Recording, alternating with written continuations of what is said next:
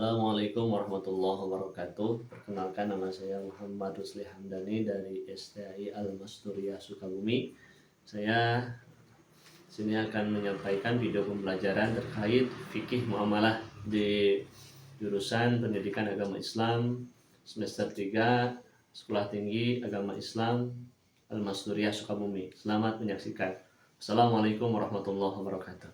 Assalamualaikum. Waalaikumsalam warahmatullahi wabarakatuh. Apa kabar semuanya? Alhamdulillah baik. Sebelum kita mulai, kita berdoa ya. Kita membacakan surat Fatihah. Mudah-mudahan ilmu yang kita dapatkan menjadi ilmu yang manfaat dan barokah. Amin. Al-Quran Al-Fatihah. Alhamdulillahirrahmanirrahim. Bismillahirrahmanirrahim. Alhamdulillahirrahmanirrahim.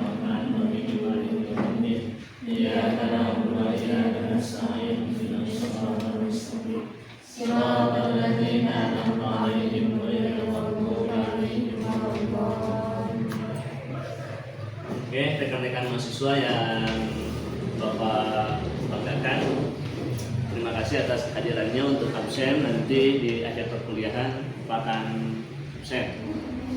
Alhamdulillah pada kesempatan kali ini kita bertemu kembali dalam mata kuliah fikih muamalah ya. Oke. Fikih muamalah, apa sih yang dimaksud dengan fikih ya? Sebelum kita memahami fikih, ada yang namanya arkanuddin ya. Arkanuddin ini adalah rukun agama. Rukun agama ini ada 3 ya. Yang pertama ada iman ya. Yang kedua ada Islam. Yang ketiga ada Ihsan. Ada ihsan. Iman ini ranahnya akidah ya. Akidah. Islam ini ranahnya syariat. Ihsan ini ranahnya akhlak ya. Akidah ini atau teologis ini ilmunya disebut ilmu tauhid ya. Ilmu tauhid ini kalau kita gali dalam kitab Tijanud Dararit dibagi 3 ya. Ada tauhid, ada yang masih ingat? Uluhiyah, ada tauhid nabawiyah, ada tauhid sam'iyah. Ya. Ilahiyah, nabawiyah, sam'iyah. Tauhid ilahiyah berarti menjelaskan tentang keesaan Allah Subhanahu wa taala. Tauhid nabawiyah berarti menjelaskan para nabi Allah Subhanahu wa taala, dan tauhid sam'iyah, tauhid yang menjelaskan suatu yang sering kita dengar tapi tidak pernah kita lihat. Contohnya malaikat, contohnya siksa kubur, nikmat kubur, adanya surga dan neraka. Itu namanya tauhid sam'iyah. Orang yang mengkaji ilmu tauhid ini, dia akan keuntungannya itu akan muraqabah. Muraqabah ini maknanya hati kita akan selalu senantiasa dipantau oleh Allah Subhanahu wa taala. Pada akhirnya tujuannya itu adalah la ilaha illallah, la maujuda illallah. Tidak ada yang eksis di dunia ini, tidak ada yang ada di dunia ini kecuali Allah Subhanahu wa taala. Yang kedua, Islam. Islam ini ranahnya syariat. Dalam Islam ini dibagi 4 ya. Ada rukun ibadah, ada rukun muamalah, ada rukun munakahat, ada rukun jinayah. Rukun ibadah, rekan-rekan mahasiswa pasti setiap hari melaksanakan sholat, betul tidak? Betul. Ketika kita melaksanakan sholat harus memakai pakaian yang bersih, gitu. Pakaian yang bersih dan bagus itu merupakan fiqhul ibadah. Mananya apa? Esensinya apa? Kita umat muslim tidak secara langsung disuruh oleh Allah membuat apa? Pabrik tekstil sendiri. Jangan sampai sejadah yang kita pakai made in China, ya. Mukena yang kita pakai made in Amerika dan lain sebagainya. Orang ibadah pakai mukena, pakai sarung, betul ya? Kalau tidak bisa kalau bisa bikin sendiri, kalau tidak bisa berarti harus membeli. Membeli itu adalah fiqhul muamalah. fikih jual beli dan kita akan nyambung ke pembahasan. Dalam jual beli makanan, pakaian, apalagi kendaraan. Orang kalau perutnya sudah kenyang, di bawah perut ada keinginan, betul tidak? Betul. Makanya dalam fikih ini diatur ada fikul munakahah, ya. Fikih tentang pernikahan. Setelah orang menikah tidak selamanya rapi repeh, ya. Ada yang disebutnya apa? Awet kaget, yang pasea we. Salaki jeung pamajikan teh. Kalau ada pertengkaran antara suami istri, maka dalam fikih ini diatur fikih jinayah, hukum pidana dan perdata. Orang yang mengkaji ilmu fikih ini dia akan mendapatkan muqarrabah. Ya. Hati akan senantiasa dekat dengan Allah Subhanahu Wa ta'ala. Pada ujungnya nanti la ilaha illallah la ma'budu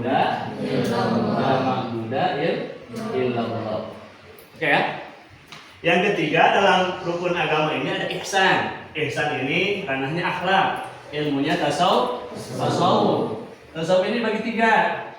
Ada tasawuf akhlaki, ada tasawuf falsafi, ada tasawuf amali, ada tasawuf falsafi. Ya.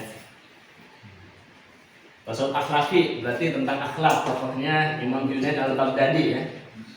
Yang kedua tasawuf amali, tokohnya Siti Rabiah Adawiyah. Kalau sholat malam Siti Rabiah Adawiyah ini tidak kurang dari 1000 rakaat. Yang ketiga tasawuf falsafi, contohnya tasawufnya Imam Al-Ghazali, yang mana kitabnya Futuhatul Falasifah dibantah oleh Ibnu Rushdi, ya, yang mengarang kitab Tahafut.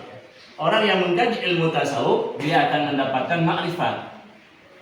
Ada tujuannya nanti la ilaha illallah,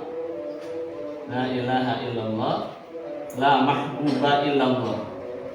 Tidak ada Tuhan selain Allah dan tidak ada yang dicintai melainkan Allah Subhanahu wa ta'ala. Oke, pada saat ini kita akan membahas tentang fikih, ya, ilmunya fikih syariah ini. Tentunya kita membahas tentang fikih muamalah. Apa sih fikih itu? Fikih ini secara bahasa al-fahmu, ya.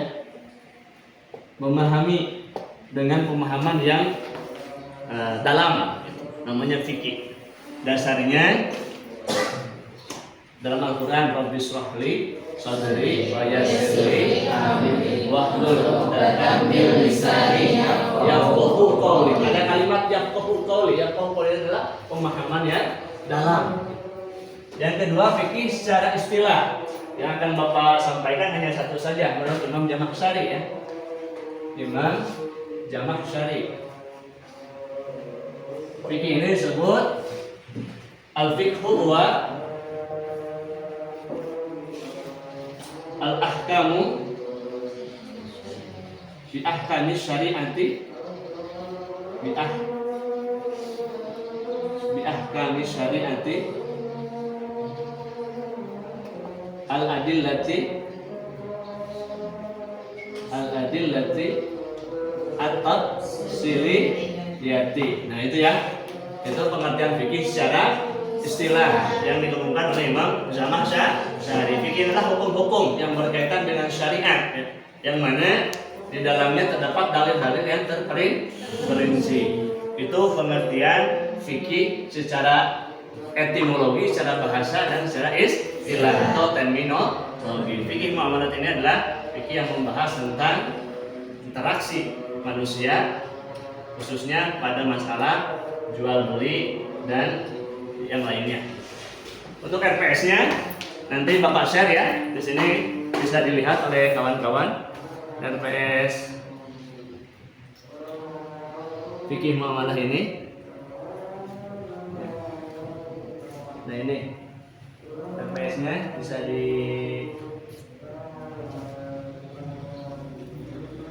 nanti di share, ya, materinya, ya. Yang pertama ini kita hanya pengantar saja dan kontrak kuliah. Tentunya kehadiran itu bobot nilainya tinggi, ya. Yang kedua penugasan, yang ketiga UAS dan UTS, dan yang terakhir mengikuti tugas-tugas yang diberikan oleh dosen pengampu. Itu berarti yang pertama kehadiran. Yang kedua, melaksanakan tugas terstruktur dan tugas mandiri. Yang ketiga, mengikuti UTS. Yang keempat, mengikuti UAS. Ini tentu saja yang Bapak sampaikan. Terakhir untuk evaluasi minggu depan, kalian cari referensi terkait dengan fikih menurut Imam Madzhabul Arba'ah, Imam Syafi'i, menurut Imam Hanafi, Imam Hambali, dan Imam Maliki. Mungkin itu saja pembahasan yang Bapak bisa sampaikan. Mudah-mudahan ada manfaatnya. Terima kasih. Assalamualaikum warahmatullahi wabarakatuh. Waalaikumsalam warahmatullahi wabarakatuh.